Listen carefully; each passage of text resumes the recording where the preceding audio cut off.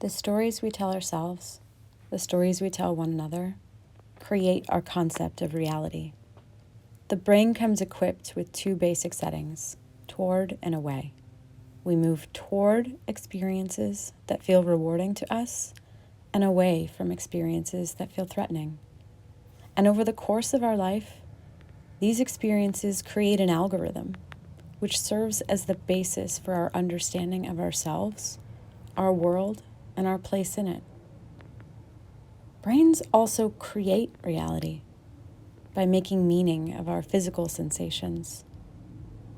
But we lack the time and capacity to analyze all the information that comes in, so we fill in the details, plug up the holes in our plot lines until our life stories make sense to us, even if they're not entirely true. But how do we tell the real world from Wonderland anyway?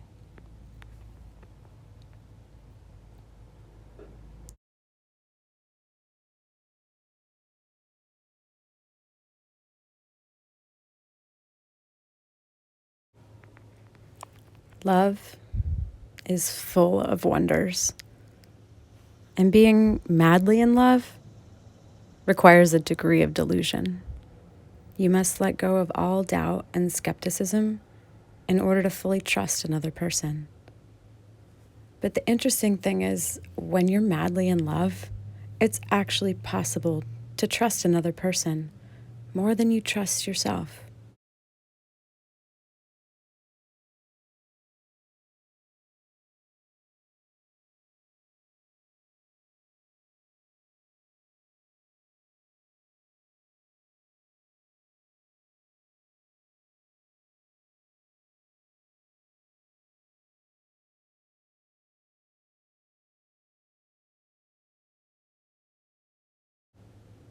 So when the person you love madly is hiding the truth, the first thing you question is your own sanity. By the time I filed for divorce, I was already halfway down the rabbit hole.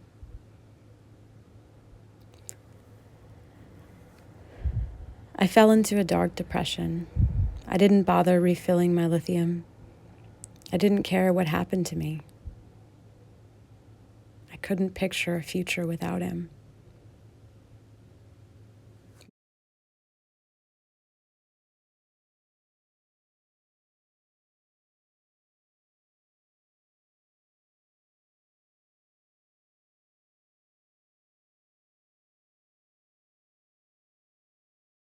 One night, I awoke to the sensation of being sucked into a black hole. I was aware of myself on the bed, but I also felt connected to everyone and everything. We were all made of the same cosmic stardust that had been flowing through the universe since the beginning of time. I could also feel that the world was ending. The next morning, my visual perception was heightened, and colors began to carry deep symbolic meaning to me. Green was related to living things, plants, trees, grass, as well as the concepts of go, yes. Yellow meant kindness, gold, honey, warmth, and the sun. Too much yellow was like too much sugar, and it made you lazy, stupid, and sick to your stomach. Blue represented feminine energy. It was for water, rain, coolness, and stillness. Red was the most powerful color. It conveyed heat, fire, anger, passion, sex, blood, as well as the notions of stop, bad, and no. White was a false color. We used it when we wanted to appear pure, holy, youthful, and innocent. And black was simply the absence of light, something onto which we projected our fears. As I tuned into the colors all around me, they began to illustrate truths about life, like how black and white weren't types of people. Humans were all just different shades of brown. Later, I took my dog for a walk. She stopped on the path and began staring at a hedge. Then, as if arriving from another realm, a weird gray cat began walking towards us. Any other cat would have run away from my dog, but this one was moving toward us. Meow! As she approached, I felt this sensation that these two species were threatening to merge, and that this cat was somehow ripping the fabric of reality. Meow!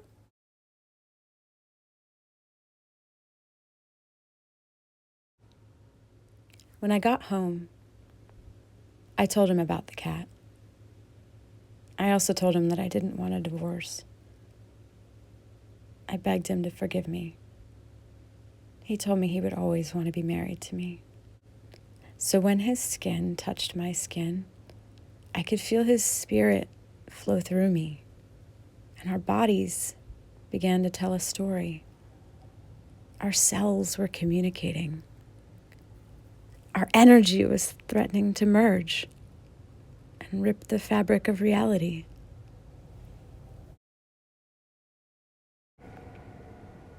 That night, the moon cast shadows on our ceiling, and it illuminated more truths about the universe.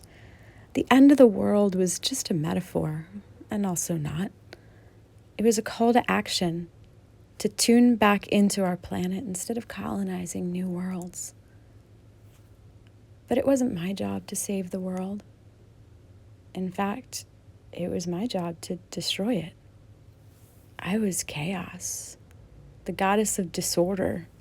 I was the oldest thing in the universe, and I was just made of heat and swirling stardust.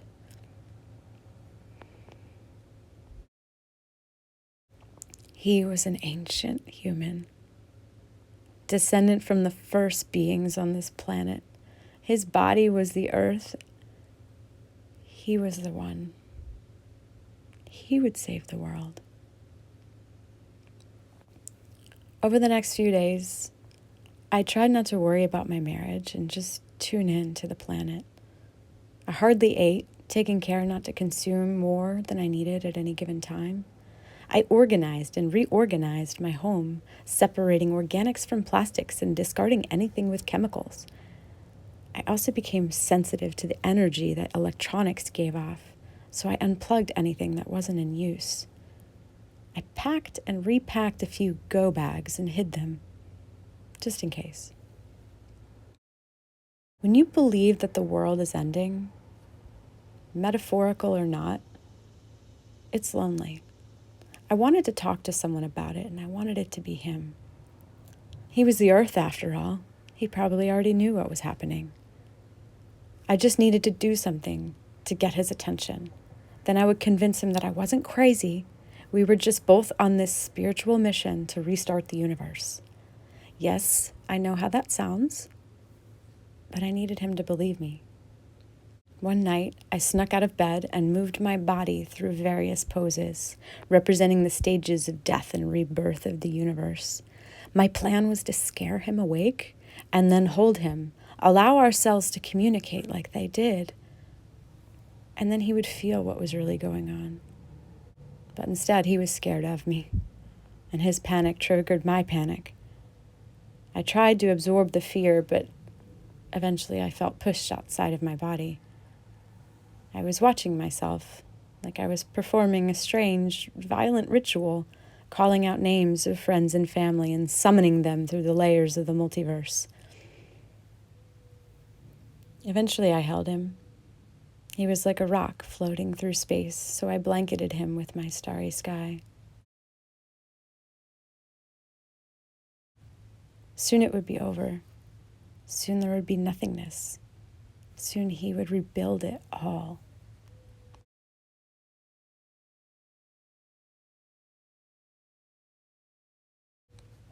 The next morning he was worried about me, but I was worried about my son. Even in metaphor, I couldn't handle the thought of him dying. Once when he was a baby, he had toddled out the front door of a restaurant and was nearly hit by a car. And as soon as I felt panicked, I lost track of my spiritual experience.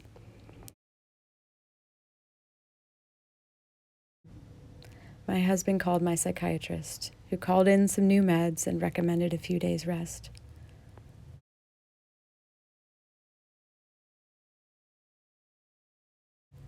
Then my mother was there. He must have called her, but I didn't know.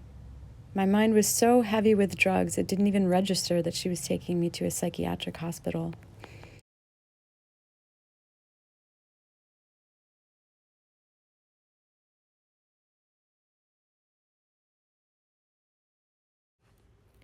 When you're actually mad, you're expected to trust the mental health care system more than you trust yourself. So when that system fails to provide adequate care, the first thing that you question is your sanity.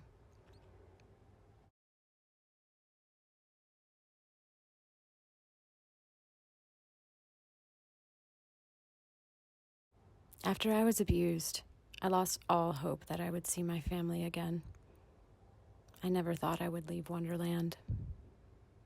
It wasn't until another patient helped me research my rights that I went to a doctor and I threatened to sue him and the hospital for malpractice if they did not release me immediately.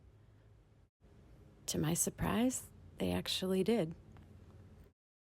When I got home, my husband signed the divorce papers. My friends stopped talking to me. And the COVID-19 pandemic sent everyone into social isolation. Ironically, they all began behaving as if it was the end of the world. I wished it was. I wanted to be sucked back into the singularity and merge with the eternal nothingness.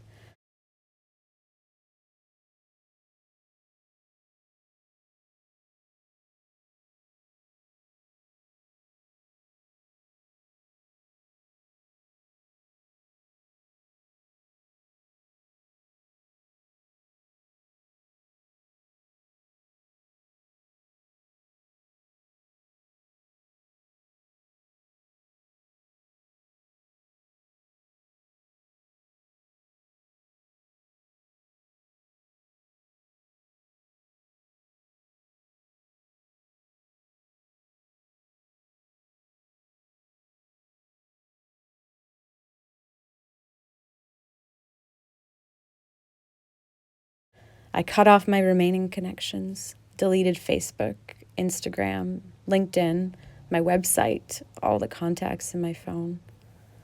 I just wanted to delete myself.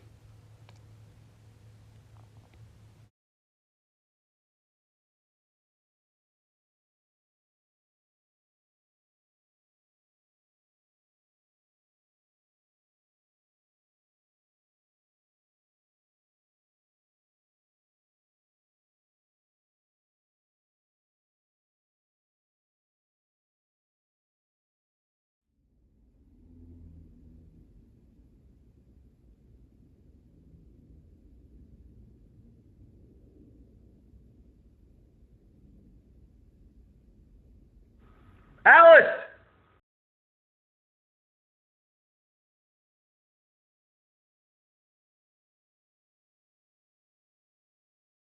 Of course, when you're at the bottom of the rabbit hole, the only way to go is up. Unless, of course, you die of suicide, lose everything, become homeless, or are locked up for the rest of your life. All those versions of Wonderland exist too. So I'm lucky. What is Wonderland anyway? It's often associated with psychedelics. But what if some of us can unlock the magic of our minds without drugs? All it takes for me to alter my consciousness is to stop taking drugs. That's because Wonderland isn't really a place at all. It's a state of mind. It's a different version of reality, and I carry mine with me all the time.